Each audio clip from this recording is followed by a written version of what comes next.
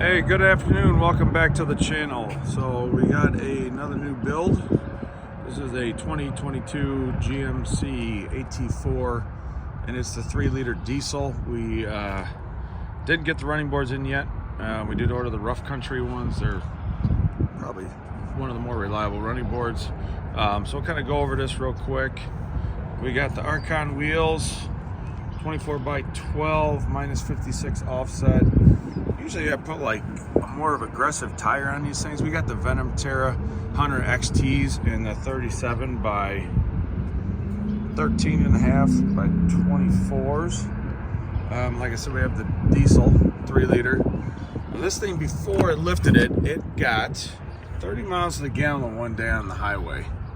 Obviously you've seen these trucks, and don't mind, the glare is terrible right now.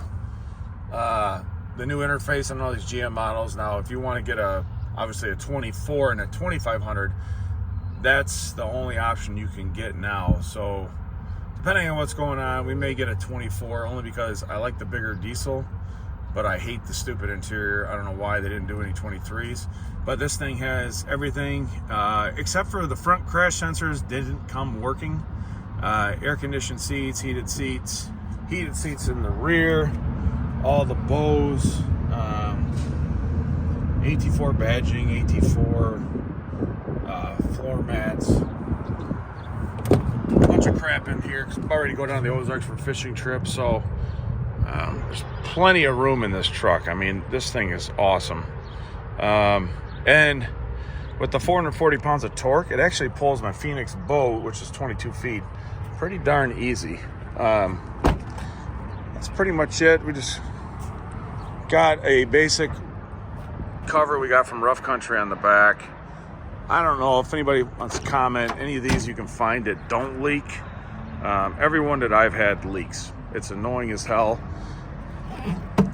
Put golf clubs back there, get all wet sometimes. Every single one. We've tried 4 or 5 different covers, except for the ones that are thin and they don't bend. They have one solid piece. We did put a cold air intake. I don't know if you'll be able to see it. It's an SMB. Let me see if I can pop the latch. I don't know if I can get up high enough, and I'm not getting a ladder or anything. Let me see if I can get this open. Oh yeah, so there is the cold air intake. You can definitely tell the difference. The only problem I have, 2 things. We put the wheels and tires on. We got these from Custom Offsets. They did a great job mounting and balancing them. The problem I have is the TPMS sensors don't work. So now I got to go to a friend of mine, Moscato Customs, who did the truck, and he's got an updated tool to hopefully get these to sync up, because it's annoying when you're pulling a boat not knowing how much tire pressure you have. And then the other thing is the cold air intake.